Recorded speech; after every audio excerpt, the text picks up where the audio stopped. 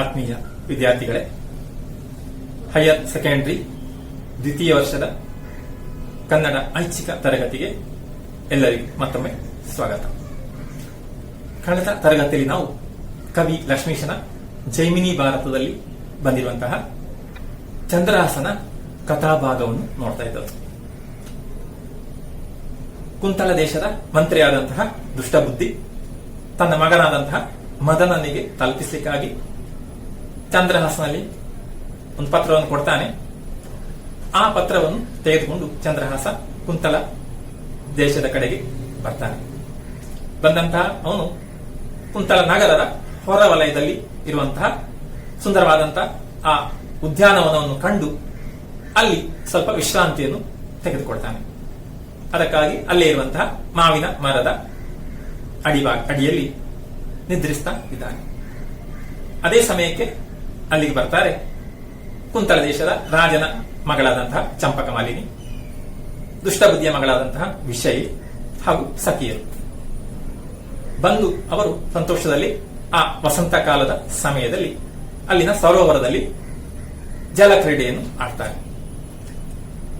ಹಾಗೆ ಜಲಕ್ರೀಡೆಯನ್ನು ಆಡಿ ತಂಪಿನಿಂದ ಕೂಡಿದಾಗ, ಹೆಚ್ಚು ತಂಪು ಅನುಭವಕ್ಕೆ ಬಂದಾಗ ಹೊರಕ್ಕೆ ಬರ್ತಾರೆ. ಆ ಸಮಯದಲ್ಲಿ ವಿಷಯಗೆ ಹೂವನ್ನು ಕೊಯ್ಯುವಂತ ಹಂಬಲ ಉಂಟಾಗ್ತದೆ. ಆದ ಕಾರಣ ಇವರಿಂದ ಆಗಲಿ ಸ್ವಲ್ಪ ಮುಂದಕ್ಕೆ ಹೋಗ್ತಾಳೆ. ಹೋದಂತ ಅವಳಿಗೆ ಅದೇ ಆ ಮಾವಿನ ಮರದ ಅಡಿಯಲ್ಲಿ ಮಲಗಿದಂತಹ ಚಂದ್ರಹಾಸನ್ನು ಕಂಡು ಒಮ್ಮೆ ಆಶ್ಚರ್ಯ ಆಗ್ತದೆ. ಈ ಉದ್ಯಾನವನಕ್ಕೆ ಪರಿಚಯ ಇಲ್ಲದಂತಹ ಒಬ್ಬ ಯುವಕ ಬಂದು ಮಲಗಿದ್ದಾನೆ, ಯಾರಿದು ಅಂತ ಗೊತ್ತಾಗ್ತಾ ಇದೆ. ಆದ್ರೆ ಅವನ ಸೌಂದರ್ಯವನ್ನು ಕಂಡು ಅವಳಿಗೆ ಕೂಡ ಕುತೂಹಲ ಉಂಟಾಗ್ತದೆ.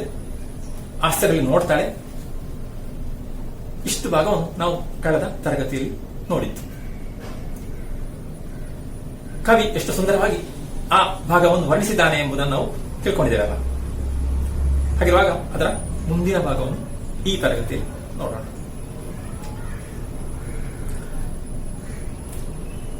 ಸುತ್ತ ನೋಡುವಳೊಮ್ಮೆ ನೂಪುರವಲುಗದಂತೆ ಹತ್ತಿ ಸಾರುವಳೊಮ್ಮೆ ಸೋಂಕಲಿಂತಹುದೆಂದು ಮತ್ತೆ ಮುರಿದ ಪಳೊಮ್ಮೆ ಹೆಜ್ಜೆ ಹೆಜ್ಜೆಯ ಮೇಲೆ ಸಲ್ವಳ್ ಅಮ್ಮದೆ ನಿಲ್ವಳು ಚಿತ್ತದೊಳ್ ನಿಶ್ಚಯಿಸಿ ನೆರೆಯಲೆಳಸುವಳೊಮ್ಮೆ ಹೊತ್ತಲ್ಲದನುಚಿತಕ್ಕೆ ಬೆದರಿ ಹಿಂಗುವಳೊಮ್ಮೆ ತತ್ತಳದ ಬೇಟದುಳ್ ಬೆಂಡಾಕಿ ವಿಷಯ ನಿಂದಿರ್ದಳು ಆತನ ಹೊರೆಯೊಳು.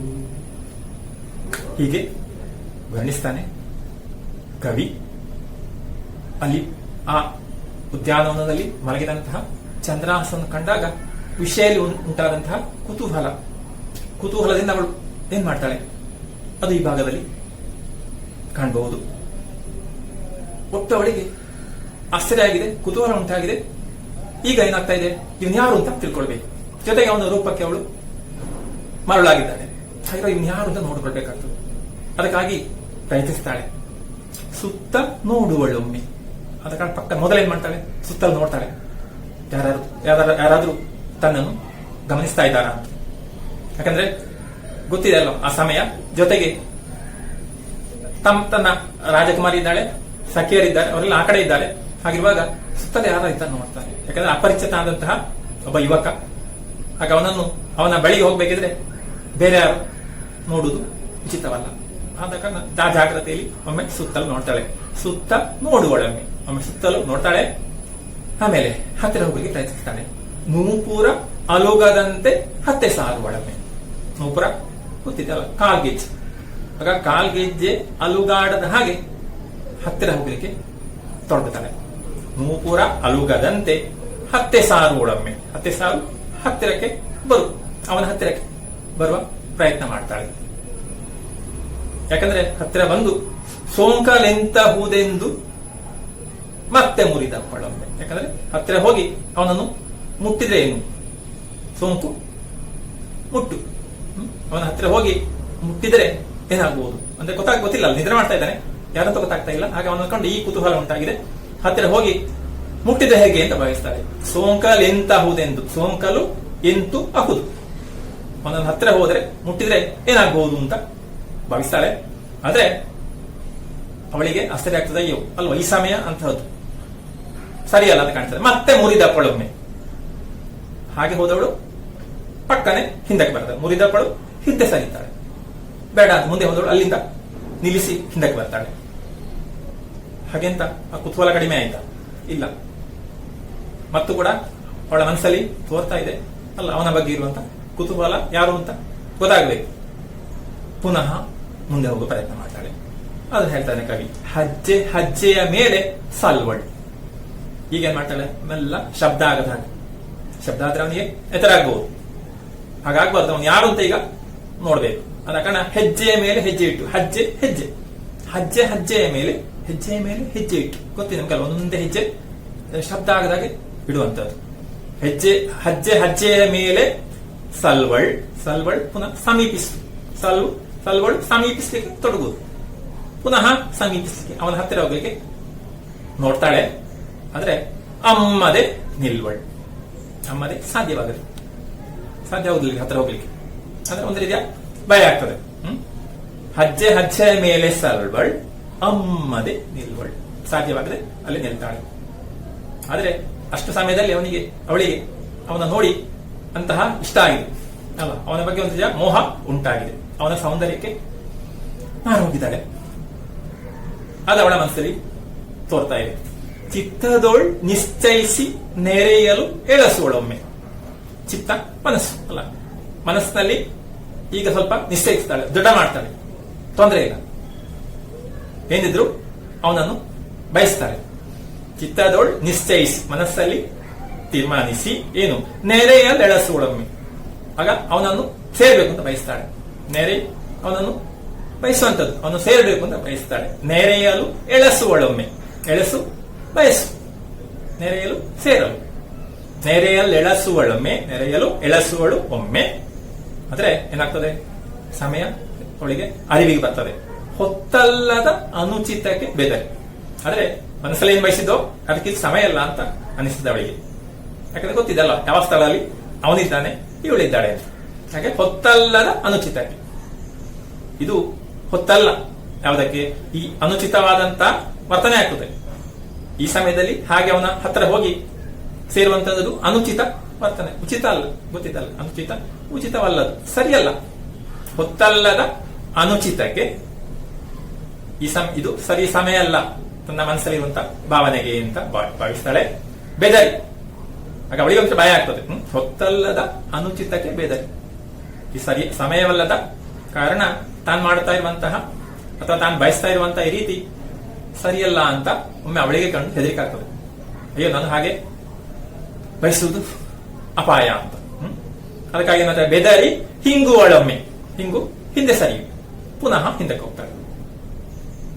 ಆದ್ರೂ ಇಷ್ಟೆಲ್ಲ ಆದಾಗ ಮನಸ್ಥಳಿ ಅಂದ್ರೆ ಗಾಬರಿಯಾಗಿದೆ, ಜೊತೆಗೆ ಬಯಕೆ ಅಂತೂ ಹೆಚ್ಚಾಗ್ತಾ ಇದೆ. ತತ್ತಳದ ಬೇಟದೊಳ್, ತತ್ತಳದ ಪೇಟ, ತತ್ತಳ ಗಾಬರಿ. ಯಾಕೆ ಒಂದು ಕಡೆ ಗಾಬರಿ ಆಗಿದೆ, ಮತ್ತೊಂದು ಕಡೆ ಬೇಟದೊಳ್ ಅವನನ್ನು ಬಯಸುವ ಆಸಕ್ತಿ ಹೆಚ್ಚಾಗಿದೆ. ಅವನನ್ನು ಬಯಸಿದ್ದಾಳೆ. ಆಗ ಅವನ ಮೇಲೆ ಇರುವಂತಹ ಮೋಹ ಹೆಚ್ಚಾಗಿದೆ. ಅವನನ್ನು ಬಯಸ್ತಾಳೆ. ಇದರಿಂದಾಗಿ ಒಂದು ಕಡೆ ಗಾಬರಿ, ಒಂದು ಕಡೆ ಭಯಕ್ಕೆ, ಇದರಿಂದಾಗಿ ಬೆಂಡಾಗಿ ಬಳಲಿ ಆಯಾಸಗೊಂಡು ವಿಷಯ ನಿಂದಿರ್ದಳು ಆತನ ಪೊರೆಯೋಳು. ಈ ರೀತಿಯಾಗಿ ಆಲೋಚಿಸ್ತಾ ಒಮ್ಮೆ ಹತ್ರ ಹೋಗೋದು ಕಾಣಿಸ್ತದೆ, ಆದ್ರೆ ಮತ್ತೊಮ್ಮೆ ಸರಿಯಲ್ಲ ಅಂತ ಕಾಣಿಸ್ತದೆ. ಹಾಗೆ ಒಮ್ಮೆ ಮುಂದೆ ಹೋಗ್ತಾಳೆ, ಒಮ್ಮೆ ಹಿಂದೆ ಬರ್ತಾಳೆ. ಈ ರೀತಿಯಾಗಿ ಸ್ವಲ್ಪ ಹತ್ತಿರ ಹೋಗಿ ನಿಲ್ತಾಳೆ. ಹೀಗೆ ಅಲ್ಲೇ ನಿಂತಿದ್ದಾಳೆ. ಮುಟ್ಲಿಕ್ಕೆ ಭಯ ಆಗ್ತದೆ. ನಿಂದಿರ್ದಳು ಆತನ ಪೊರೆಯೋಳು. ಆತನ ಪೊರೆ ಸಮೀಪ. ಅಂತೂ ಅವಳ ಹತ್ತಿರ ಹೋಗಿ, ಅವನ ಚಂದ್ರಾಸನ ಹತ್ತಿರ ಹೋಗಿ ನಿಂತುಕೊಳ್ತಾಳೆ. ಈ ರೀತಿಯಾಗಿ ವಿಷಯ ಮನಸ್ಸಲ್ಲಿ ಬಂದಂತಹ ಆ ಭಾವನೆಯನ್ನು ಕವಿ ವರ್ಣಿಸ್ತಾನೆ. ಸುತ್ತ ನೋಡುವಳೊಮ್ಮೆ ನೂಪುರ ಅಲುಗದಂತೆ ಹತ್ತೆ ಸಾರುವಳೊಮ್ಮೆ, ಸೋಂಕಲೆಂತಹುದೆಂದು ಮತ್ತೆ ಮುರಿದವಳೊಮ್ಮೆ, ಹೆಜ್ಜೆಯ ಮೇಲೆ ಸಲ್ವಳ್ ಅಮ್ಮದೆ ನಿಲ್ಲುವಳು, ಚಿತ್ತದೊಳ್ ನಿಶ್ಚಯಿಸಿ ನೆರೆಯಲು ಎಳಸುವಳೊಮ್ಮೆ, ಹೊತ್ತಲ್ಲದ ಅನುಚಿತಕ್ಕೆ ಬೆದರಿ ಹಿಂಗುವಳೊಮ್ಮೆ, ತತ್ತಳದ ಬೇಟದೊಳ್ ಬೆಂಡಾಗಿ ವಿಷಯ ನಿಂದಿರ್ಪಳು ಆತನ ಪೊರೆಯೋಳು. ಮುಂದಿನ ಭಾಗಕ್ಕೆ ಬರೋಣ. ದಿವಿಜೇಂದ್ರ ತನಯ ಕೇಳ್ ಈ ತೆರದೊಳ್ ಆಗ ನವಯುವತಿ ನಿಂದೀಕ್ಷಿಸುತ್ತ ಕಂಡಳ್ ಅವನ ಅಂಗದೊಳ್ ಎಸೆವ ರುಚಿರ ಕಂಚುಕದ ತುದಿ ಸೆರಗಿನೊಳ್ ಕಟ್ಟಿಕೊಂಡಿರ್ದ ಪತ್ರಿಕೆಯನು ತವಕದಿಂ ಬಿಚ್ಚಿ ಮುದ್ರೆಯನ್ ಓಸರಿಸಿ ತೆಗೆದು ವಿವರದೊಳ್ ತನ್ನ ತಂದೆಯ ಹೆಸರ ಬರೆಹಮಿರೆ ಲವಲವಿಕೆ ಮಿಗೆ ನೋಡಿ ಹರ್ಷ ಪುಳಕದೊಳಂದು ನಿಂದೋದಿ ಕುಳುತ್ತಿರ್ದಳು. ದಿವಿಜೇಂದ್ರ ತನಯ ಕೇಳ್ ಈ ತೆರದೊಳ್ ಆಗ ನವ ಯುವತಿ ನಿಂದು ಈಕ್ಷಿಸುತ್ತ. ಹಾಗಿರುವಾಗ ದಿವಿಜೇಂದ್ರ ತನಯ ಕೇಳ್ ಎಂಬುದಾಗಿ ಹೇಳ್ತಾರೆ. ಯಾರು ಗೊತ್ತಿದೆ ಅಲ್ವಾ? ನಾರದರು ಕತೆ ಹೇಳುವಂತದ್ದು ಅರ್ಜುನನಿಗೆ. ಅರ್ಜುನ ದಿವಿಜೇಂದ್ರ ತನಯ ಅಂದ್ರೆ ಅರ್ಜುನ ಗೊತ್ತುಂಟಲ್ಲ, ದೇವೇಂದ್ರನ ಮಗ. ಕುಂತಿಗೆ ದೂರ್ವಾಸರು ಕೊಟ್ಟಂತಹ ವರದಿಂದ, ಆ ಮಂತ್ರದಿಂದ ಜನಿಸಿದವನು ಅಲ್ವಾ, ದೇವೇಂದ್ರನ ಮೂಲಕ. ಹಾಗಿರುವಾಗ ನಾರದರು ಆ ರೀತಿಯಾಗಿ ಹೇಳಿದ್ದಾರೆ. ದಿವಿಜೇಂದ್ರ ತನಯ ಕೇಳ್, ಅರ್ಜುನ ಕೇಳು, ಈ ತೆರದೊಳ್ ಈ ರೀತಿಯಲ್ಲಿ ಆಗ ನವ ಯುವತಿ ನಿಂದು ಈಕ್ಷಿಸುತ್ತಾ. ನವಯುವತಿ ಯಾರು? ವಿಷಯ ಅಲ್ವಾ? ವಿಷಯಲ್ಲಿ ನಿಂತಿದ್ದಾಳೆ ಚಂದ್ರಾಸನ ಬಳಿ ನಿಂತಿದ್ದಾಳೆ ಅಲ್ವಾ? ಅವನು ಯಾರು ಅಂತ ನೋಡುವ ತಿಳಿಯುವ ಕುತೂಹಲ ಅವಳಿಗೆ. ನಿಂದು ವೀಕ್ಷಿಸುತ್ತಾ ನೋಡುತ್ತಾ ಇರುವಾಗ ಏನಾಯಿತು? ಕಂಡಳ್ ಅವನ ಅಂಗದೊಳ್ ಎಸೆವ ರುಚಿರ ಕಂಚುಕದ ತುದಿ ಸೆರಗಿನೋಳು. ಹಾಗಿರುವಾಗ ಹಾಗೆ ಅವನನ್ನೇ ನೋಡ್ತಾ ಇರುವಾಗ ಪಕ್ಕನೆ ಕಾಣಿಸಿದ ಅವಳಿಗೆ ಅವನು ಧರಿಸಿದಂತಹ ಆ ಬಟ್ಟೆಯ ಎದೆಯ ಭಾಗದಲ್ಲಿ ರುಚಿರ ಕಂಚುಕ ಅಂದ್ರೆ ಎದೆಯ ಆವರಣ ಅಲ್ವಾ? ಎದೆಯಲ್ಲಿ ಧರಿಸಿದಂತಹ ಆ ಬಟ್ಟೆಯ ಒಂದು ಸೆರಗಿನಲ್ಲಿ ತುದಿಯಲ್ಲಿ ಒಂದು ಪತ್ರ ಕಾಣ್ತದೆ ಅವಳಿಗೆ. ರುಚಿರ ಎಸೆವ ಶೋಭಿಸುವ. ಕಂಡಳ್ ಅವನ ಅಂಗದೊಳೆ, ಅವನ ಶರೀರದ ಆ ಬಟ್ಟೆಯ ಒಂದು ತುದಿಯಲ್ಲಿ ನೋಡ್ತಾಳೆ. ಏನನ್ನು? ತುದಿ ಸೆರಗಿನೋಳ್ ಕಟ್ಟಿಕೊಂಡಿದ್ದ ಪತ್ರಿಕೆಯನ್ನು, ಒಂದು ಪತ್ರವನ್ನು ಕಟ್ಟಿದ್ದದು ಕಾಣಿಸ್ತದೆ. ಅದು ಕಂಡಾಗ ಏನಾಗ್ತದೆ? ತವಕದಿಂ ಬಿಚ್ಚಿ. ಪತ್ರವನ್ನು ಕಂಡಾಗ ಗೊತ್ತಿದೆ ನಮ್ಗೆಲ್ಲರಿಗೂ ಕುತೂಹಲ ಹೆಚ್ಚು. ನಮ್ಮೊಂದು ಪತ್ರ ಅಂತಂದ್ರೆ ಕುತೂಹಲ ಅಲ್ಲ, ಅವಳಿಗೆ ಏನಿದೆ, ಏನ್ ವಿಷಯ ಇದೆ ಅಂತ ಗೊತ್ತಿದೆ ನಿಮ್ಗೆ ಈಗ ಅಲ್ವಾ? ಈಗ ಮೊಬೈಲಿನ ಕಾಲ, ಒಂದು ಮೆಸೇಜ್ ಬಂದ್ರೆ ನೋಡುವವರೆಗೆ ನಮ್ಗೆ ಸಮಾಧಾನ ಇಲ್ಲ, ಏನಿದೆ, ಯಾರು ಏನ್ ಬರ್ತಿದ್ದಾರೆ ಅಂತ. ಹಾಗಿರುವಾಗ ಈಗಾಗಲೇ ಚಂದ್ರಾಸನನ್ನು ಕುರಿತು ಅತ್ಯಂತ ಕುತೂಹಲದಿಂದ ನೋಡ್ತಾ ಇದ್ದಾಳೆ. ಇನ್ನು ಯಾರು ಜೊತೆಗೆ ಅವನ ಸೌಂದರ್ಯ, ಅವಳನ್ನು ಆ ಸೌಂದರ್ಯಕ್ಕೆ ಅವಳು ಮಾರು ಹೋಗಿದ್ದಾಳೆ. ಹಾಗಿರುವಾಗ ಪತ್ರ ಕಂಡಾಗ ಕುತೂಹಲದಿಂದ ನೋಡ್ತಾಳೆ. ತವಕದಿಂ ಬಿಚ್ಚಿ, ತವಕ ಅತ್ಯಂತ ಆತುರದಿಂದ, ಬಹಳ ಆತುರದಿಂದ ಆ ಪತ್ರವನ್ನು ಬಿಚ್ಚಿ ಮುದ್ರೆಯ ಓಸರಿಸಿ ತೆಗೆದು, ಮುದ್ರೆಯನ್ನು ಪತ್ರಕ್ಕೆ ಮುದ್ರೆ ಹಾಕಿರ್ತಾರಲ್ಲ, ಯಾರು ಕಳಿಸಿದ್ದು ಅದನ್ನು ಓದ್ಬಾರ್ದಲ್ಲ, ಬೇರೆಯವರು ಓದ್ಬಾರ್ದ ಮುದ್ರೆ ಹಾಕಿರ್ತಾರೆ, ಯಾರ ಕಳಿಸಿದ್ದು ಅಂತ ಅವರ ಹೆಸರು. ಆಗ ಅಂತಹ ಮುದ್ರೆಯನ್ನು ಇವಳು ಓಸರಿಸಿ ಸರಿಸಿ ಮುದ್ರೆಯನ್ನು ತೆಗಿತಾಳೆ, ಮೆಲ್ಲ ಸರಿಸಿ ತೆಗೆದು ಓದ್ತಾಳೆ. ಓದುವಾಗ ಏನ್ ಕಾಣಿಸ್ತದೆ? ವಿವರದೋಳ್ ತನ್ನ ತಂದೆಯ ಹೆಸರ ಬರೆಹವಿರೆ. ನೋಡ್ತಾಳೆ, ಆ ವಿವರ ಸ್ವಲ್ಪ ಓದುವಾಗ ಗೊತ್ತಾಗ್ತದೆ, ತನ್ನ ತಂದೆ ಹೆಸರಿದೆ ಅದರಲ್ಲಿ. ಹಾಗಿರುವಾಗ ಈಗಾಗಲೇ ಈ ಚಂದ್ರಹಾಸನ್ ನೋಡಿ ಇಷ್ಟಪಟ್ಟಂತ ಅವಳಿಗೆ ಅವನ ಕೈಲಿರೋ ಪತ್ರದಲ್ಲಿ ತನ್ನ ತಂದೆಯ ಹೆಸರಿದೆ ಅಂತ ಕಂಡಾಗ ಏನಾಗ್ತದೆ? ಮತ್ತು ಸಂತೋಷ ಆಗ್ತದೆ. ಅಂದ್ರೆ ತಂದೆ ಗೊತ್ತಿರುವಂತ ಒಬ್ಬ ವ್ಯಕ್ತಿಯಿಂದ ಆಯ್ತಲ್ವಾ. ಆಗ ಯಾರೋ ಅಪರಿಚಿತ ಅಲ್ಲ, ತಂದೆ ಗೊತ್ತಿದೆ ಅಂತ ಭಾವಿಸ್ತಾಳೆ. ಹೆಸರ ಬರೆಹವಿರೆ, ತಂದೆ ಹೆಸರಿನ ಬರಹ ಹೆಸರಲ್ಲಿ ಕಾಣಿಸ್ತಿರಲು ಲವಲವಿಕೆ ಮಿಗೆ, ಒಮ್ಮೆಗೆ ಅವಳಿಗೆ ಅತ್ಯಂತ ಲವಲವಿಕೆ ಉತ್ಸಾಹ ಅಲ್ಲ, ಒಮ್ಮೆಗೆ ಮತ್ತು ಉತ್ಸಾಹ ಉಂಟಾಗ್ತದೆ. ಕಾರಣ ನಮ್ಗೆ ಗೊತ್ತಿದೆ ಅಲ್ವಾ, ಕಂಡ ಬಳಿಕ ಅವನಿಗೆ ಅವಳ ಮನಸ್ಸಲ್ಲಿ ಏನಾಗ್ತಾ ಇದೆ ಅಂತ. ಲವಲವಿಕೆ ಮಿಗೆ ಹೆಚ್ಚಾಗಲು ನೋಡಿ, ಆ ಪತ್ರವನ್ನು ನೋಡಿ ಮತ್ತು ಉತ್ಸಾಹ ಹೆಚ್ಚಾಗಲು ಹರ್ಷ ಪುಳಕದಳು, ಅತ್ಯಂತ ಹರ್ಷ ಪುಳಕ, ಅತ್ಯಂತ ಸಂತೋಷದಿಂದ, ಪುಳಕ ರೋಮಾಂಚನ ಅಲ್ವಾ, ಅತ್ಯಂತ ಸಂತೋಷದಿಂದ ರೋಮಾಂಚನಗೊಳ್ತಾಳೆ. ಆ ಪತ್ರಿಕೆಯನ್ನು ಓದುವಾಗ ತಂದೆ ಹೆಸರು ಕಂಡಾಗ ಅಷ್ಟು ಸಾಕವಳಿಗೆ, ಅಂದ್ರೆ ತಂದೆಗೆ ಗೊತ್ತಿರೋ ವ್ಯಕ್ತಿ ಅಂತ ಆಯ್ತು. ಹಾಗೆ ಪುಳಕದೊಳಂದು ನಿಂದು ಓದಿಕೊಳ್ಳುತ್ತಿದ್ದಳು. ಹಾಗೆ ಅಲ್ಲಿ ನಿಂತು ಆ ಪತ್ರವನ್ನು ಓದ್ತಾಳೆ. ಯಾರು? ವಿಷಯ. ಹಾಗಿರುವಾಗ ಆ ಓದುವಾಗ ಮತ್ತೇನು, ಆ ಓದಿದಂತಹ ಪತ್ರಕ್ಕೆ ಓದಿ ಆಯಿತು, ತಂದೆ ಹೆಸರು ಕಂಡಾಯಿತು. ಏನಿತ್ತು ಪತ್ರದಲ್ಲಿ ಹಾಗೆ ವಿವರ?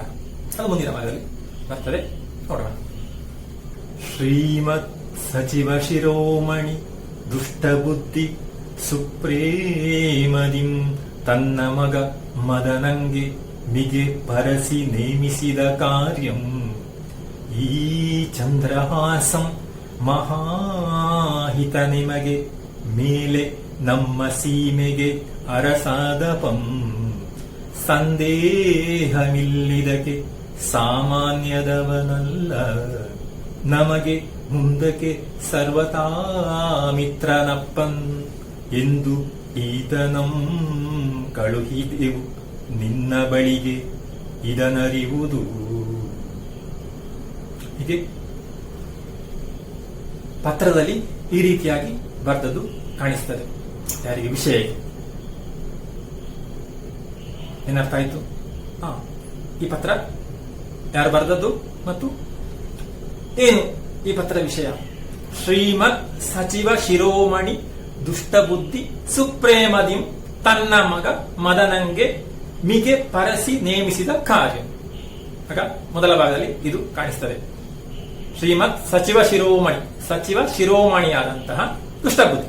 ಸಚಿವ ಶಿರೋಮಣಿ ಗೊತ್ತಿದಲ್ಲ, ಶಿರೋಮಣಿ ತಲೆಯಲ್ಲಿ ಧರಿಸುವಂತಹ ರತ್ನ, ಅಮೂಲ್ಯವಾದ ರತ್ನ ನಾವು ಧರಿಸ್ತೇವೆ ತಲೆಯಲ್ಲಿ.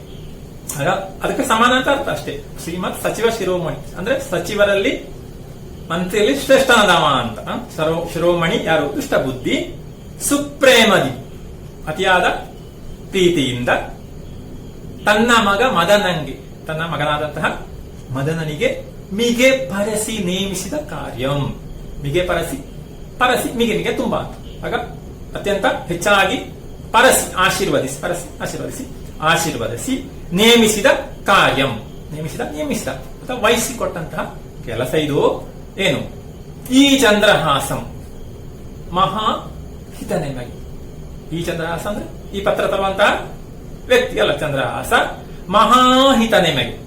ಅವನು ತಮಗೆ ಮಹಾಹಿತ ಅಂತ ಅತ್ಯಂತ ಆಪ್ತ, ಹಿತಕರ ಆಗಿರುವವನು ಅಂತ, ಹಿತ ಇರುವಂತಹ ವ್ಯಕ್ತಿ, ಆಪ್ತನಾಗಿದ್ದಾನೆ.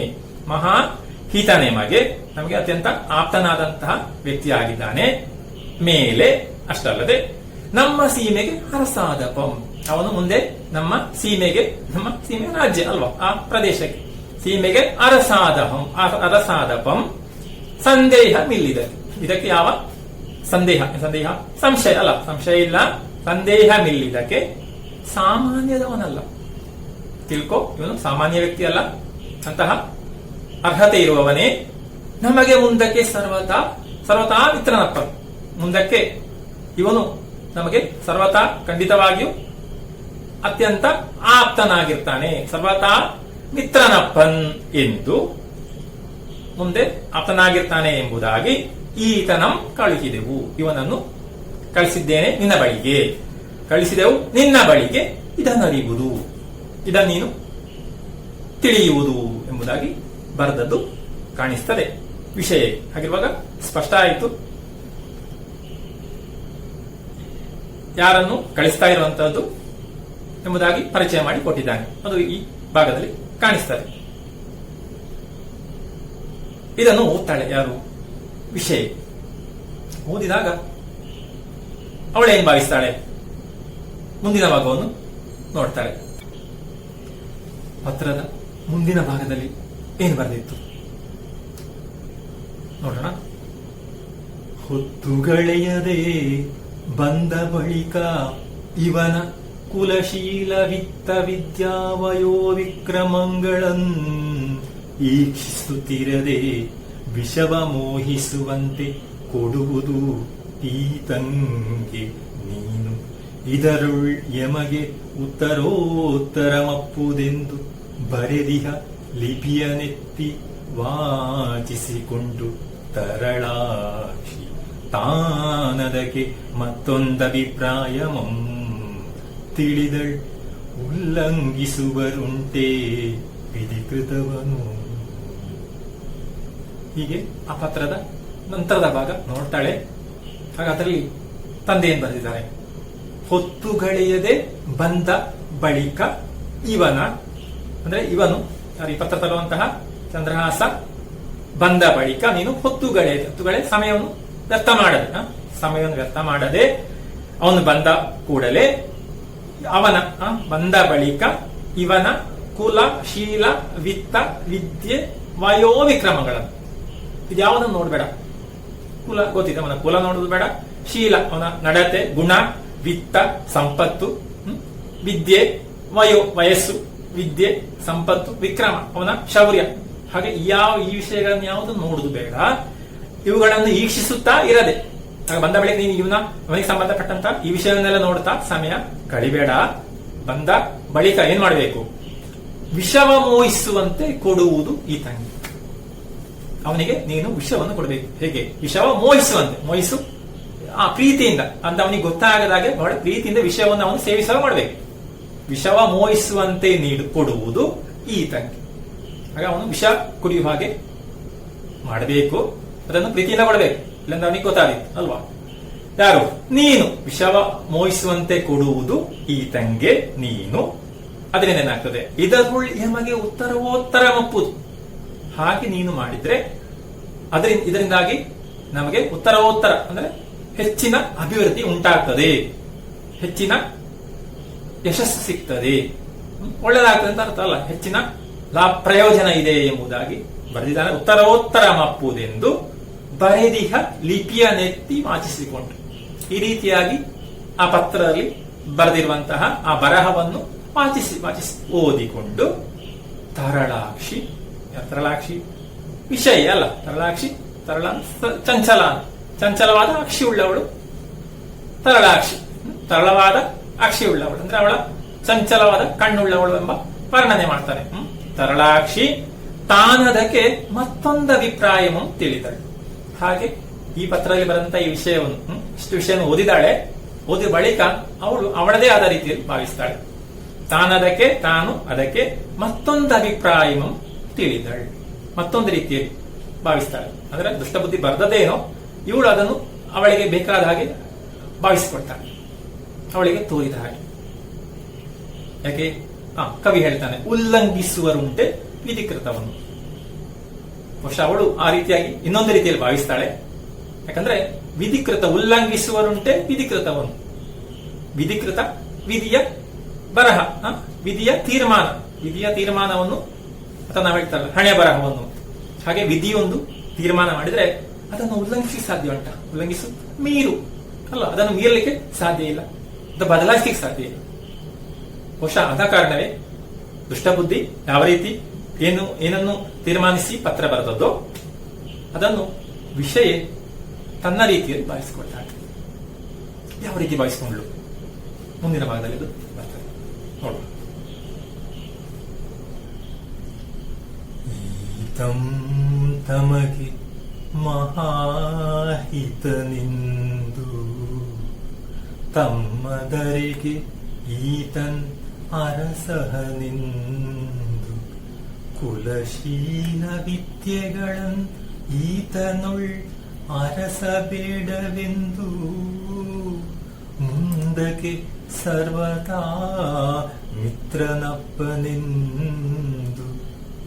ಈತಂಗೆ ವಿಷಯ ಮೋಹಿಸುವಂತೆ ಕೊಡುವುದೆಂದು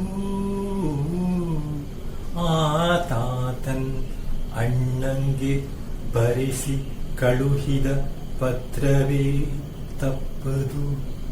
ಇದು ವರ್ಣ ಪಲ್ಲಟದ ಮೋಸವೆಂದು ಆ ಬಲೆ ಭಾವಿಸುತ್ತಿದ್ದಳು. ಹೀಗೆ ಆ ಪತ್ರದಲ್ಲಿ, ದುಷ್ಟಬುದ್ಧಿ ಬರೆದಂತಹ ಪತ್ರದಲ್ಲಿ ಇರುವ ವಿಷಯವನ್ನು ವಿಷಯ ಯಾವ ರೀತಿ ಭಾವಿಸ್ತಾಳೆ? ಈಗಾಗಲೇ ಹೇಳಿದೆ ಅಲ್ಲ, ಅವಳಿಗೆ ಬೇಕಾದ ರೀತಿ ಭಾವಿಸ್ತಾಳೆ. ಈತಂ ತಮಗೆ ಮಹಾಹಿತನೆಂದು, ಪತ್ರವಿದ್ದದ್ದು ಮಹಾಹಿತ ಅಂತ ಜೊತೆಗೆ ಬರ್ತದೆ. ಹಾಗಿರುವಾಗ ಮಹಾಹಿತ ಎಂಬುದು ಎರಡು ರೀತಿಯಲ್ಲಿ ವಿಂಗಡಿಸಬಹುದು. ಮಹಾಹಿತ ಮತ್ತೊಂದು ಮಹಾ ಅಹಿತ. ಹಾಗಿರುವಾಗ ಎರಡು ರೀತಿ ಕೂಡ ವಿಂಗಡಿಸಲಿಕ್ಕೆ ಆಗ್ತದೆ. ಇವುಗಳನ್ನು ಆ ರೀತಿ ಭಾವಿಸ್ತಾಳೆ, ಮಹಾಹಿತನೆಂದು. ಈತಂ ತಮಗೆ ಮಹಾಹಿತನೆಂದು, ಇವನು ನಮಗೆ ಅತ್ಯಂತ ಆಪ್ತನಾಗಿದ್ದಾನೆ ಎಂಬುದಾಗಿ ಭಾವಿಸ್ತಾಳೆ. ತಮ್ಮದರೆಗೆ ಈತನ್ ಅರಸಹನೆಂದು, ಜೊತೆಗೆ ನಮ್ಮ ರಾಜ್ಯಕ್ಕೆ ಇವನು ಮುಂದೆ ಅರಸನಾಗಲಿಕ್ಕಿದ್ದಾನೆ ಎಂಬುದಾಗಿ ಅರ್ಥ ಆಗ್ತದೆ. ಹಾಗಿರುವಾಗ ಆದ ಕಾರಣ ಏನ್ ಮಾಡು? ಕುಲಶೀಲ ವಿದ್ಯೆಗಳ ಈತನೊಳ್ ಅರಸ ಬೇಡವೆಂದು. ಹಾಗೆ ಇವನಲ್ಲಿ ಅವನ ಕುಲ ಯಾವುದು, ಅವನ ಗುಣ ಯಾವುದು, ಇದೆಲ್ಲ, ಅವನ ವಿದ್ಯೆ ಎಷ್ಟು, ಇದೆಲ್ಲವನ್ನು ಕೂಡ ನೋಡುವ ಅಗತ್ಯ ಇಲ್ಲ ಅಂತ ಹೇಳಿದ್ದಾನೆ. ಹಾಗಾದ್ರೆ ಮುಂದೆ ಅವನ ಅತ್ಯಂತ ಆಪ್ತನಾಗಿದ್ದಾನೆ, ಜೊತೆಗೆ ಮುಂದಕ್ಕೆ ಅರಸನಾಗ್ತಾನೆ. ಇದ್ಯಾವ ನೀನು ನೋಡ್ಬೇಡ. ಅರಸ ಬೇಡವೆಂದು, ಅದನ್ನು ಅರಸ ಅಲ್ಲ, ಇವನಲ್ಲಿ ಅದನ್ನೇ ಹುಡುಕಬೇಡ ಎಂಬುದಾಗಿ ಯಾವುದನ್ನು? ಕುಲ ಶೀಲ ವಿದ್ಯೆಗಳನ್ನು ಈತನೊಳ್ ಅರಸ ಬೇಡವೆಂದು, ಆ ಮೂಲಕ ಮುಂದಕ್ಕೆ ಸರ್ವತಾ ಮಿತ್ರನಪ್ಪನೆಂದು, ಮುಂದೆ ಖಂಡಿತವಾಗಿ ಅವನು ನಮ್ಮ ಮಿತ್ರನಾಗ್ತಾನೆ, ಅಂದ್ರೆ ನಮಗೆ ಆಪ್ತನಾಗ್ತಾನೆ, ಅತ್ಯಂತ ಬೇಕಾದವನಾಗ್ತಾನೆ ಎಂಬುದಾಗಿ ಬರೆದು ಕಾಣಿಸ್ತಾರೆ. ಹಾಗೆ ಆ ರೀತಿ ಭಾವಿಸ್ತಾರೆ. ಈ ರೀತಿ ತಂದೆ ಹೇಳ್ತಾ ಇದ್ದಾರೆ. ಅದರ ಏನ್ ಮಾಡು? ಈತಂಗೆ ವಿಷಯ ಮೋಹಿಸುವಂತೆ ಕೊಡುವುದು. ಇವನಿಗೆ ವಿಷಯನ್ನು, ಅಂದ್ರೆ ನನ್ನನ್ನು, ಯಾರು ಓದ್ತಾ ಇರುವಂತ ವಿಷಯ ಭಾವಿಸ್ತಾಳೆ, ನನ್ನನ್ನು ಕೊಡು ಅಂತ ಹೇಳಿದ್ದಾನೆ ಅಂತ ಭಾವಿಸ್ತಾಳೆ. ವಿಷಯ ಮೋಹಿಸುವಂತೆ, ವಿಷಯನ್ನು ಅವನು ಇಷ್ಟಪಡುವ ಹಾಗೆ ಕೊಡಬೇಕು, ಅಂದ್ರೆ ಮದುವೆ ಮಾಡಿ ಕೊಡಬೇಕು ಅಂತ. ವಿಷಯನ್ನು ಅವನಿಗೆ, ಚಂದ್ರಾಸನಿಗೆ, ಈ ಪತ್ರ ತರುವಂತಹ ವ್ಯಕ್ತಿಗೆ ಮದುವೆ ಮಾಡಿ ಕೊಡಬೇಕು, ಅವಳನ್ನು ಅವನು ಇಷ್ಟಪಡುವ ಹಾಗೆ ಅಂತ.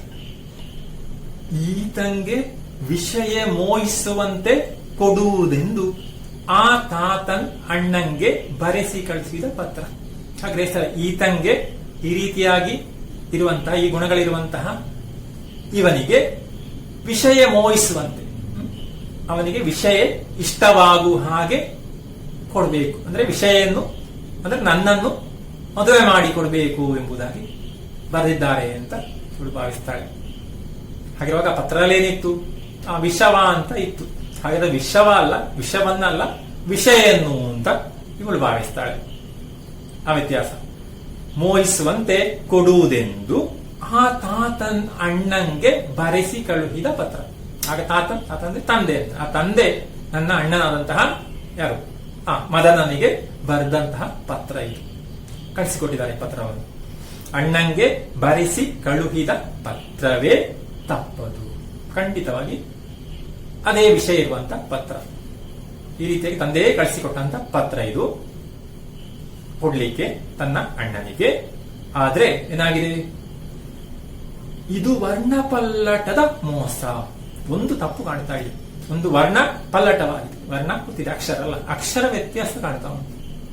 ಯಾವುದು ಹೇಳಿದ್ದೇನೆ ಅಲ್ವಾ? ವಿಷವ ಎಂಬುದು ವಿಷಯ ಎಂಬುದು ವಿಷವ ಅಂತ ಬರೆದೋಗಿ ತಪ್ಪಿದೆ. ಒಂದು ಅಕ್ಷರ ತಪ್ಪಿದೆ ಅಂತ ಇವಳು ಭಾವಿಸ್ತಾಳೆ. ಮೋಸವೆಂದು, ಆದ್ರೆ ಅದು ದೊಡ್ಡ ತಪ್ಪಾಗಿದೆ ಅಲ್ಲ, ಅದು ದೊಡ್ಡ ಮೋಸವಾಗಿದೆ. ಅಂದ್ರೆ ಆ ಒಂದು ಶಬ್ದದಿಂದಾಗಿ ಏನಾಯಿತು? ಒಂದು ಅಕ್ಷರದಿಂದಾಗಿ ವಿಷಯವೇ ಬದಲಾಗಬಹುದು ಅಂತ ಭಾವಿಸ್ತಾಳೆ. ಬಾಕಿ ಎಲ್ಲ ಇವಳ ಮಟ್ಟಿಗೆ ಸರಿ ಕಾಣ್ತಾ ಇದೆ ಅಲ್ಲ. ಅತ್ಯಂತ ಯೋಗ್ಯನಾದಂತಹ ವ್ಯಕ್ತಿಯನ್ನು ಕಳಿಸಿಕೊಟ್ಟದ್ದು ತನ್ನನ್ನು ಅವನಿಗೆ ಕೊಟ್ಟು ಮದುವೆ ಮಾಡಲಿಕ್ಕೆ ಅಂತ. ಆದ್ರೆ ಒಂದು ಅಕ್ಷರ ತಪ್ಪಿನಿಂದ ಇಡೀ ಅರ್ಥ ಬದಲಾಗ್ತದೆ ಭಾವಿಸ್ತಾಳೆ ಎಂದು ಅಬಲೆ ವಿಷಯ ಭಾವಿಸುತ್ತಿರ್ತಾಳೆ. ಈ ರೀತಿಯಾಗಿ ಭಾವಿಸ್ತಾಳೆ. ಸರಿ, ಅದಕ್ಕೆ ಏನ್ ಮಾಡ್ತಾಳೆ ಮುಂದೆ, ಮುಂದಿನ ಭಾಗದಲ್ಲಿ ನೋಡೋಣ. ಕಡು ಚೆಲ್ವನಾದ ವರನಂ ಕಂಡು ನಿಶ್ಚಯಿಸಿ ತಡೆಯದೆ ಇಂದು ಈತಂಗೆ ವಿಷಯ ಮೋಹಿಸುವಂತೆ ಕೊಡುವುದು ಎಂದು ಅಲ್ಲಿಂದ ತನ್ನ ಪಿತನ್ ಈತನಂ ಕಳುಹಿದಂ. ಸುತನ ಪೊರೆಗೆ ಒಡಗೂಡದಿರದು ಎನ್ನ ಮನದೆಣಿಕೆ ಪತ್ರಿಕೆಯುಳ್ ಎಡಹಿ ಬರೆದ ಅಕ್ಕರದ ಬೀಳಿರ್ದೊಡೆ ಅದರಿಂದ ಕೆಡುವುದು ಅಗ್ಗದ ಕಜ್ಜಂ ಎಂದು ಆ ತರುಣಿ ತಾನದಂ ತಿದ್ದಲ್ ಅನುಗೈದಳು. ಆಗ ಈಗಾಗಲೇ ಓದಿದ ರೀತಿಯಲ್ಲಿ ಅವಳು ಮನಸ್ಸಿನಲ್ಲಿ ಒಂದು ಪುನಃ ತೀರ್ಮಾನಿಸ್ತಾಳೆ. ಖಂಡಿತವಾಗಿಯೂ ನಾನು ಭಾವಿಸಿದ ಹಾಗೆ ತಂದೆ ಇವನನ್ನು ಕಳಿಸಿಕೊಟ್ಟಿದ್ದಾರೆ. ಯಾಕಂದ್ರೆ ಇವನನ್ನು ಕಂಡಾಗ ತಂದೆಗೆ ಅಷ್ಟು ಸಂತೋಷ ಆಗಿರ್ಬೋದು, ಇಷ್ಟ ಆಗಿರ್ಬೋದು. ಕಡು ಚೆಲ್ವನಾದ ವರನಂ ಕಂಡು ನಿಶ್ಚಯಿಸಿ ಇರುವಾಗ ಕಡು ಚೆಲುವ ಅಂದ್ರೆ ಅತಿ ಚೆಲುವನಾದಂತಹ ಒಬ್ಬ ವರನನ್ನು ಕಂಡಾಗ ತಂದೆ ಒಂದು ತೀರ್ಮಾನ ಮಾಡಿದರು. ಇನ್ನು ತಡ ಮಾಡದೆ ತಡೆಯದೆ ಇಂದು ಈತಂಗೆ ವಿಷಯ ಮೋಹಿಸುವಂತೆ ಕೊಡುವುದು. ಇವನಿಗೆ ವಿಷಯನ್ನು ಅಂದ್ರೆ ನನ್ನನ್ನು ವಿವಾಹ ಮಾಡಿ ಕೊಡಬೇಕೆಂಬುದಾಗಿ ತೀರ್ಮಾನಿಸಿದ್ರು. ವಿಷಯನ್ನು ಅವನು ಮೋಹಿಸುವಂತೆ ಇಷ್ಟಪಡುವ ಹಾಗೆ ಮಾಡಿ ವಿವಾಹ ಮಾಡಿ ಕೊಡಬೇಕು ಅಂತ ತೀರ್ಮಾನಿಸಿದ್ರು. ಕೊಡುವುದೆಂದು ಅಲ್ಲಿಂದ ತನ್ನ ಪಿತನ್ ಈತನಂ ಕಳುಹಿದಂ. ಈ ರೀತಿಯಾಗಿ ತೀರ್ಮಾನ ಮಾಡಿ ನನ್ನ ತಂದೆ ಇವನನ್ನು ಇಲ್ಲಿಗೆ ಕಳಿಸಿಕೊಟ್ಟಿದ್ದಾರೆ. ಇಲ್ಲಿಗೆ ಸುತನ ಪೊರೆ, ತನ್ನ ಮಗನ ಪೊರೆಗೆ ಬಳಿ. ಒಡಗೂಡದಿರದು ಎನ್ನ ಮನದೆಣಿಕೆ. ಹಾಗೆ ನನ್ನ ಮನಸ್ಸಿನಲ್ಲಿ ಬಂದಂತ ಈ ಆಲೋಚನೆ ಖಂಡಿತವಾಗಿಯೂ ನೆರವೇರದೆ, ಒಡಗೂಡದೆ ಇರದು, ನೆರವೇರದೆ ಹೋಗ್ಲಿಕ್ಕಿಲ್ಲ. ಯಾಕೆ ನಾನು ಭಾವಿಸಿದಾಗ ಖಂಡಿತ ಹೀಗೆ ಆದದ್ದು. ಮನದೆಣಿಕೆ ಮನದ ಎಣಿಕೆ, ಮನಸ್ಸಿನ ಆಲೋಚನೆ ಖಂಡಿತ ತಪ್ಪಲಿಕ್ಕಿಲ್ಲ. ಆದ್ರೆ ಏನಾಗಿದೆ, ಪತ್ರಿಕೆಯೊಳ್ ಎಡಹಿ ಬರೆದ ಅಕ್ಕರದ ಬೀಳಿರ್ದೊಳೆ. ಅಂದ್ರೆ ಪತ್ರದಲ್ಲಿ ನೋಡಿದ್ದೇನೆ ಅಲ್ವಾ, ಒಂದು ಅಕ್ಕರದ ಬೀಳು, ಅಕ್ಷರ ತಪ್ಪು ಬಂದು ಹೋಗಿದೆ. ಯಾವುದು ನೆನಪಿದೆ ಅಲ್ಲ, ವಿಷಯೇ ಆಗ್ಬೇಕಾದ್ದು ವಿಷವ ಅಂತ ಆಗಿದೆ ಅಂತ ಇವಳು ಭಾವಿಸ್ತಾಳೆ. ಪತ್ರಿಕೆಯೊಳ್ ಎಡಹಿ ಬರೆದ ಅಕ್ಕರದ, ಎಡವಿ ತಪ್ಪಿ ಬರೆದಂತ ಅಕ್ಷರದ ಬೀಳಿರ್ದೊಡೆ. ಬೀಳು ಒಂದು ತಪ್ಪು, ಒಂದು ಸ್ಕಾಲಿತ್ಯ ಅಲ್ಲಿ ಬಂದಿದೆ. ಆದ್ರೆ ಅದರಿಂದ ಏನಾಗಬಹುದು, ಬೀಳಿರ್ದೊಡೆ ಈ ರೀತಿ ತಪ್ಪು ಹಾಗೆ ಇದ್ರೆ ಏನಾಗ್ತದೆ, ಅದರಿಂದ ಕೆಡುವುದು ಅಗ್ಗದ ಕಜ್ಜಂ.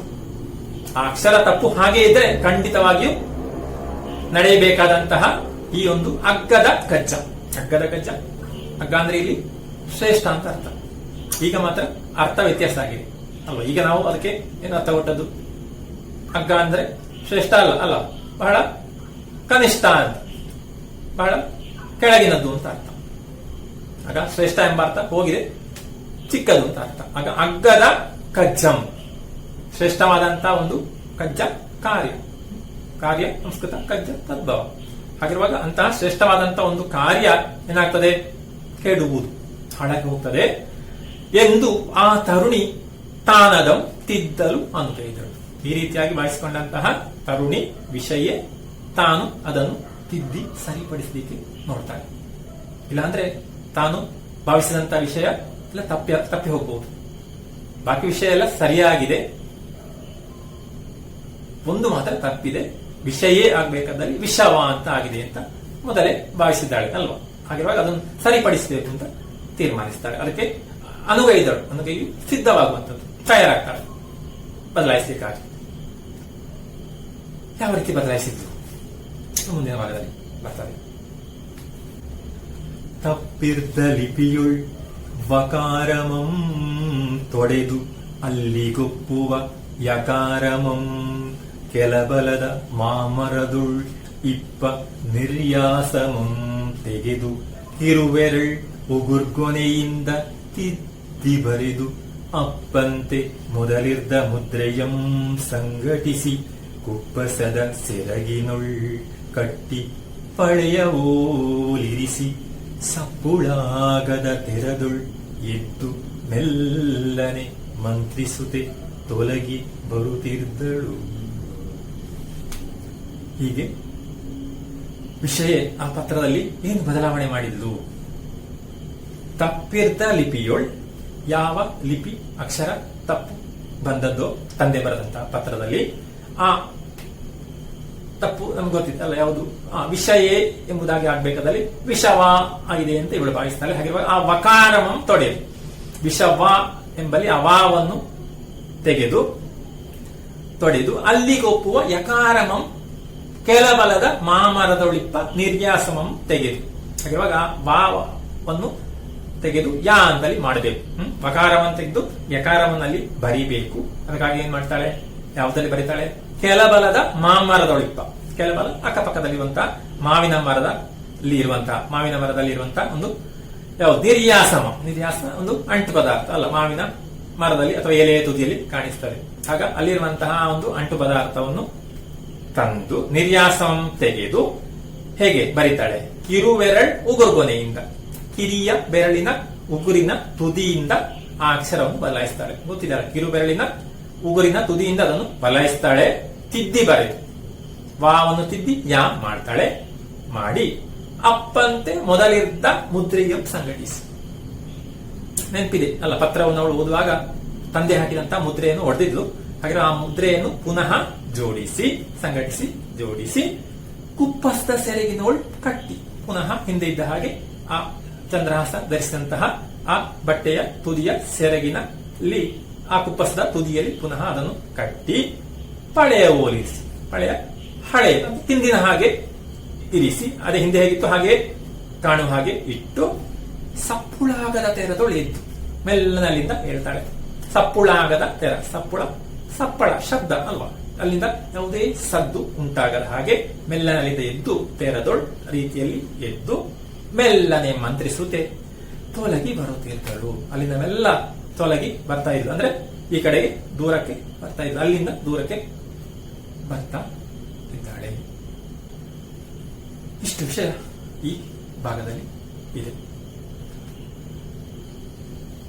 ಇಲ್ಲಿಗೆ ನಿಮ್ಮ ಪಠ್ಯ ಪುಸ್ತಕದಲ್ಲಿ ನೀಡಿದಂತಹ ಕಾವ್ಯ ಭಾಗ ಪೂರ್ತಿಯಾಗಿದೆ.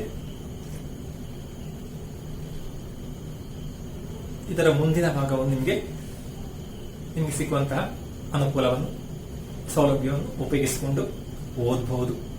ಯಾಕಂದ್ರೆ ಅಂತಹ ಸುಂದರವಾದಂತಹ ಕಾವ್ಯ ಇದು, ಲಕ್ಷ್ಮೀಶನ ಕಾವ್ಯ. ಈಗ ಇಂದು ಮಾಡಿದ ಈ ಕಾವ್ಯ ಭಾಗದ ಕಾವ್ಯ ವಾಚನವನ್ನು ಆಲಿಸೋಣ. ಸುತ್ತ ನೋಡುವಳುಮ್ಮೆ ನೂಪುರವಲುಗದಂತೆ ಹತ್ತೆ ಸಾರುವಳುಮ್ಮೆ ಸೋಂಕಲೆಂತಹುದೆಂದು ಮತ್ತೆ ಮುರಿದ ಪಳುಮ್ಮೆ ಹೆಜ್ಜೆ ಹೆಜ್ಜೆಯ ಮೇಲೆ ಸಲ್ವಳ್ ಅಮ್ಮದೆ ನಿಲ್ವಳು ಚಿತ್ತದೊಳ್ ನಿಶ್ಚಯಿಸಿ ನೆರೆಯಲೆಳಸುವಳೊಮ್ಮೆ ಹೊತ್ತಲ್ಲದ ಅನುಚಿತಕ್ಕೆ ಬೆದರಿ ಹಿಂಗುವಳೊಮ್ಮೆ ತತ್ತಳದ ಬೇಟದೊಳ್ ಬೆಂಡಾಗಿ ವಿಷಯ ನಿಂದಿರ್ದಳ್ ಆತನ ಪೊರೆಯೊಳು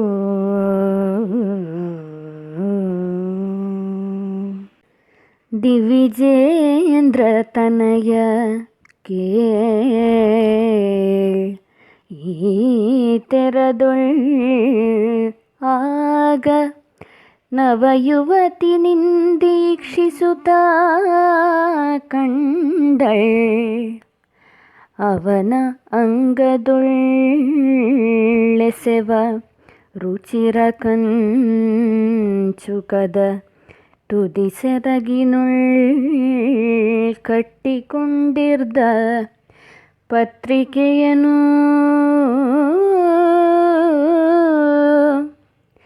ತವ ಕದಿಂ ಬಿಚ್ಚಿ ಮುದ್ರೆಯನ್ ಓ ಸರಿಸಿ ತೆಗೆದು ವಿವರದೊಳ್ ತನ್ನ ತಂದೆಯ ಹೆಸರ ಬರೆಹಮಿರೆ ಲವಲವಿಕೆ ಮಿಗೆ ನೋಡಿ ಹರ್ಷ ಪುಳಕದೊಳ್ ಅಂದು ನಿಂದೋದಿಕೊಳ್ಳುತ್ತಿರ್ದಳು.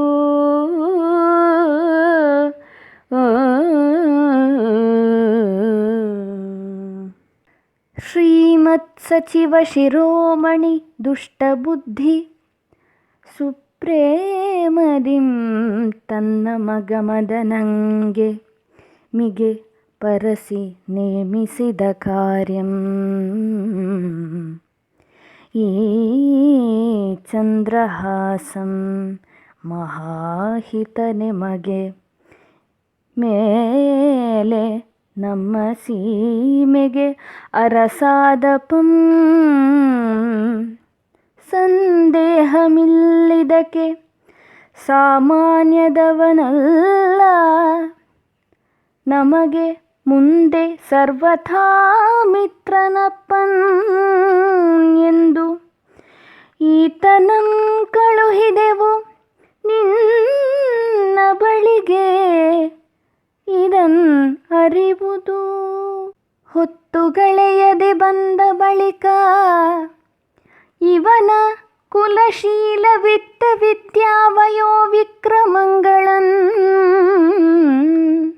ಈಕ್ಷಿಸುತ್ತಿರದೆ ವಿಷವ ಮೋಹಿಸುವಂತೆ ಕೊಡುವುದು ಈತಂಗೆ ನೀನು ಇದರೊಳ್ಳೆ ಮಗೆ ಉತ್ತರೋತ್ತರಮಪ್ಪುದೆಂದು ಬರೆದಿಹ ಲಿಪಿಯನೆತ್ತಿ ವಾಚಿಸಿಕೊಂಡು ತರಳಾಕ್ಷಿ ತಾನದಕ್ಕೆ ಮತ್ತೊಂದಭಿಪ್ರಾಯಮಂ ತಿಳಿದಳ್. ಉಲ್ಲಂಘಿಸುವರುಂಟೆ ವಿಧಿಕೃತವನು ಈತಂ ತಮಗೆ ಮಹಾಹಿತನೆಂದು ತಮ್ಮಧರೆಗೆ ಈತನ್ ಅರಸಹನೆಂದು ಕುಲಶೀಲ ವಿದ್ಯೆಗಳನ್ ಈತನೊಳ್ಳರಸಬೇಡವೆಂದು ಮುಂದಕ್ಕೆ ಸರ್ವಥಾ ಮಿತ್ರನಪ್ಪನೆಂದು ಈತಂಗೆ ವಿಷಯ ಮೋಹಿಸುವಂತೆ ಕೊಡುವುದೆಂದು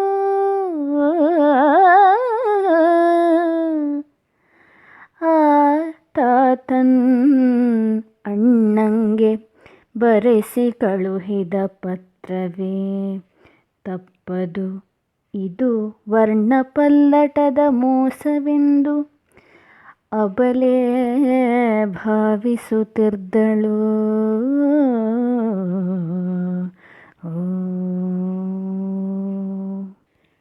ಕಡು ಚೆಲ್ವನಾದ ವರನಂ ಕಂಡು ನಿಶ್ಚಯಿಸಿ ತಡೆಯದೆ ಇಂದು ಈತಂಗೆ ವಿಷಯ ಮೋಹಿಸುವಂತೆ ಕೊಡುವುದೆಂದು ಅಲ್ಲಿಂದ ತನ್ನ ಪಿತನ್ ಈತನಂ ಕಳುಹಿದಂ ಸುತನ ಪೊರೆಗೆ ಒಡಗೂಡದಿರದು ಎನ್ನ ಮನದ ಎಣಿಕೆ ಪತ್ರಿಕೆಯುಳ್ ಎಡಹಿ ಬರೆದ ಅಕ್ಕರದ ಬೀಳಿರ್ದೊಡೆ ಅದರಿಂದ ಕೆಡುವುದು ಅಗ್ಗದ ಕಜ್ಜಂ ಎನ್ನುವುದು ಆ ತರುಣಿ ತಾನದಂ ತಿದ್ದಲನು ಗೈದಳು.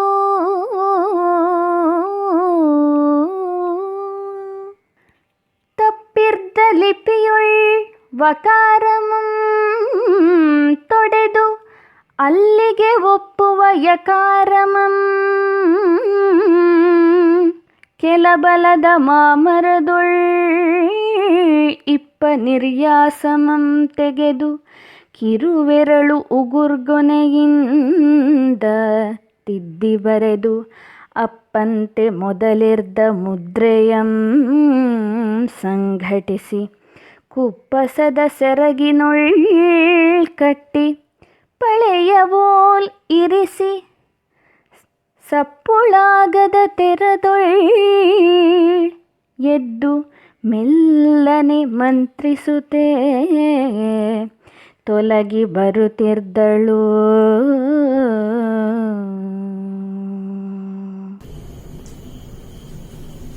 ಲಕ್ಷ್ಮೀಶ ಕವಿಯ ಈ ಕಾವ್ಯ ಭಾಗ ನಿಮ್ಗೆಲ್ಲರಿಗೂ ಅರ್ಥವಾಗಿರ್ಬೋದು ಅಂತ ಭಾವಿಸ್ತೇನೆ. ಇಷ್ಟು ಸುಂದರವಾಗಿ ಕವಿ ಈ ಕಾವ್ಯದ ಈ ಕಥಾಭಾಗದ ರಚನೆಯನ್ನು ಮಾಡಿದ್ದಾನೆ. ಕವಿಯ ಭಾಷೆ, ಶೈಲಿ, ನಾದಮಯತೆ ಇದೆಲ್ಲವೂ ನಾವು ಆಸ್ವಾದಿಸಿದ್ದೇವೆ. ಜೊತೆಗೆ ಈ ಕಾವ್ಯದ ಇಲ್ಲಿ ಬರುವಂತಹ ಆಶಯ ಏನು ಅದನ್ನು ಕೂಡ ನೀವು ಅರ್ಥ ಮಾಡಿಕೊಂಡಿರಬಹುದು. ತಮ್ಮ ಸ್ವಾರ್ಥಕ್ಕಾಗಿ ಇನ್ನೊಬ್ಬರನ್ನು ನಾಶ ಮಾಡಲಿಕ್ಕೆ ಹೊರಟ್ರೆ ಖಂಡಿತ ಅದಕ್ಕೆ ಜಯ ಲಭಿಸುವುದಿಲ್ಲ. ಹೇಗೆ ದುಷ್ಟಬುದ್ಧಿ ರಾಜ್ಯಕ್ಕಾಗಿ, ಪದವಿಗಾಗಿ, ಸ್ಥಾನಕ್ಕಾಗಿ ಚಂದ್ರಹಾಸನನ್ನು ಕೊಲ್ಲುವ ಪ್ರಯತ್ನ ಮಾಡಿದ, ಅವನನ್ನು ಕೊಂದು ತಮಗೆ ಆ ಸ್ಥಾನ ಸಿಗಬೇಕು ಎಂಬಂತ ಭಾವನೆ, ಅದಕ್ಕೆ ಏನೆಲ್ಲ ಪ್ರಯತ್ನ ಮಾಡಿದ್ದ, ಈ ಭಾಗದಲ್ಲಿ ಯಾವ ರೀತಿ ಪ್ರಯತ್ನಿಸಿದ. ಆದರೆ ವಿಧಿಯ ತೀರ್ಮಾನ ಬೇರೆ ಆಗಿರುತ್ತದೆ. ಆ ಪ್ರಕಾರ ಆ ಪತ್ರವನ್ನು ಬದಲಾಯಿಸುವ ಮೂಲಕ ಅವನ ಉದ್ದೇಶ ಈಡೇರಲಿಕ್ಕೆ ಸಾಧ್ಯವಾಗಲಿಲ್ಲ. ಹಾಗಿರೋ ಕೊನೆಗೆ ದುಷ್ಟತನಕ್ಕೆ ಖಂಡಿತ ಜಯ ಲಭಿಸುವುದಿಲ್ಲ. ಸತ್ಯಕ್ಕೆ ಜಯ ಎಂಬ ವಿಷಯ ಎಲ್ಲ ಇದರಲ್ಲಿ ಗೊತ್ತಾಗ್ತದೆ. ಜೊತೆಗೆ ಈ ಕಾವ್ಯವನ್ನು ಆಸ್ವಾದಿಸಲಿಕ್ಕೆ ನಮಗೆ ಬಹಳ ಸಹಾಯ ಮಾಡಿದ್ದು ರಮೇಶ್ರಿಯ ಕಾವ್ಯ ವಾಚನ ಕೂಡ. ಹಾಗಿರುವಾಗ ಅವಳಿಗೆ ನಾವು ಅಭಿನಂದನೆಯನ್ನು ಸಲ್ಲಿಸುವ, ಜೊತೆಗೆ ಕೃತಜ್ಞತೆಯನ್ನು ಕೂಡ ಹೇಳುವ. ಮುಂದೆ ಇದಕ್ಕೆ ಸಂಬಂಧಪಟ್ಟಂತಹ ಕೆಲವು ಚಟುವಟಿಕೆಗಳೆಲ್ಲ ನಾವು ಮಾಡಿದ್ದೇವೆ ಈ ಕಳೆದ ತರಗತಿಗಳಲ್ಲಿ. ಇನ್ನು ಉಳಿದಂತಹ ಪ್ರಶ್ನೆಗಳಿಗೆ ಉತ್ತರ ಬರೆಯುವಂಥದ್ದು ಹಾಗೂ ಭಾಷಾಭ್ಯಾಸ ಉಳಿದ ಚಟುವಟಿಕೆಗಳನ್ನೆಲ್ಲ ನೀವು ಮಾಡಬೇಕು. ಮಾಡಿ ನಿಮ್ಮ ಅಧ್ಯಾಪಕರಿಗೆ ಕಳಿಸಿಕೊಡ್ಬೇಕು. ಪ್ರಶ್ನೆಗಳಿವೆ, ಜೊತೆಗೆ ಚಟುವಟಿಕೆಗಳನ್ನು ಕೊಟ್ಟಿದ್ದಾರೆ. ಕೆಲವು ನಾವು ಮಾಡಿದ್ದೇವೆ. ಹಾಗೆ ಭಾಷಾಭ್ಯಾಸ ಇದೆ, ಅದನ್ನು ಕೂಡ ಕೆಲವು ನಾವು ನೋಡಿದ್ದೇವೆ. ಛಂದಸ್ಸಿನ ಬಗ್ಗೆ ನೋಡಿದ್ದೇವೆ. ಹಾಗೆ ಅಲಂಕಾರದ ಬಗ್ಗೆ ಕೂಡ ಪಾಠ ಸಂದರ್ಭ ನಾವು ಹೇಳಿದ್ದೇನೆ. ಶಬ್ದಾಲಂಕಾರ, ಅರ್ಥಾಲಂಕಾರ ಅದು ನಾವು ಗುರುತಿಸಿದ್ದೇವೆ. ಮತ್ತು ಸಂಧಿ ವಿಂಗಡಣೆ ಇದೆ, ಅಲ್ಲಿ ಸಮಾಸವನ್ನು ವಿಂಗಡಿಸಿ ಸಮಾಸ ಬರೆಯಲಿಕ್ಕೆ ಕೂಡ ಇದೆ.